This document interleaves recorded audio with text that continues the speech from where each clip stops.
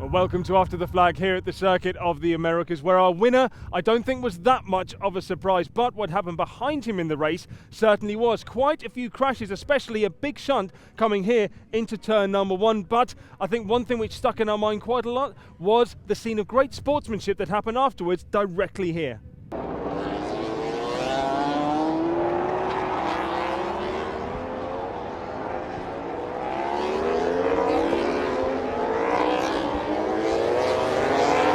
Of course, this sportsmanship wasn't just on track, it was also in the paddock. Now, exactly how that played out and what the crashers' reactions are, we find out after watching the highlights. A very good afternoon from the Lone Star State of Texas. The race is underway now. Marquez got a flyer from pole position. Jorge Lorenzo got an even better start. Now look at the 99, the reigning world champion. Brilliant from the middle of that front row. Lorenzo got the whole shot. He runs a bit wide though into the first corner. He's dropped back down to fourth place. Marquez leads from Rossi. Was that Rossi down? It is. Rossi's down. Valentino Rossi unhurt, but out of the race. 15 laps to go. Oh, Danny Pedrosa is taking Dovizioso down. Oh, Andrea Dovizioso. Vinales at the inside. Can he make it stick? Aleix Espargaro pulls back across. They go down the hill, absolutely side by side. Marc Marquez wins by a country mile. Jorge Lorenzo over the line to take second place. Andrea Iannone back on the podium. So 4 wins in a row in Austin for Marc Marquez. Unfortunately, I burned the clutch on the start.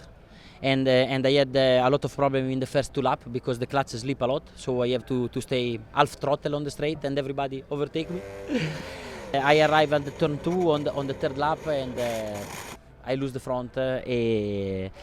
From the bike for me was all normal, but for sure I did some mistake. Maybe I entered too fast or maybe I was a little bit more inside and I lose the front. Unfortunately, in the turn 1, I locked the front in the brakes. And so I tried to save it, but then when I get the bike start moving and then just lost the front. Fortunately, my bike touched Dovis and I put him out of the race. I'm glad. The good part is I'm glad that Dovi is okay because my bike hit him quite strong, and also I'm sorry for him. The bike is very heavy, so can be worse. I have some pain, but nothing really bad. You know, it wasn't his intention. I mean, he didn't take a risk to try to hit me, like what happened in Argentina. So it's bad because the final result is the point in the championship, and this is the most important things. But can happen because everybody is on the limit. We were really pleased to see Danny go immediately, first of all, immediately after the crash, and also after when he came back in the garage, go again to speak with Dovi. I think this is what the sport is, you know. They are heroes for a lot of people, and they need to show this kind of attitude. We know that Danny is really a rider which is really a correct person, and what he did on track soon after the accident, and then when he came into the garage to explain and also apologize with Dovi was highly appreciated. This thing happens in racing, unfortunately. Also Livio came to say, apologize, next to Parfermet, to Gigi and myself. So, as I said, better if it don't happen, but it's nice to see that riders respect each other's. Well, moving on to Moto3, and it was a surprisingly spread out affair. Poleman Philipp Oettl, he did get away well, but it was Jorge Navarro. He's the one who got the whole shot around turn number 1. Those lead didn't last for that long, 11 laps from the end. Romano Fenati, he made his move after Navarro made a mistake going into turn 1, and then he was gone. Then it was a fight for third place. Brad Binder, Fabio Quartararo and Philipp Oettl all fighting it out. Quartararo, a gearbox issue. Binder stronger on the brakes, so it was Binder who ended on the podium third. Well, in Moto2, the win was pretty much decided on the first lap. In that turn there, heading down into turn number 2.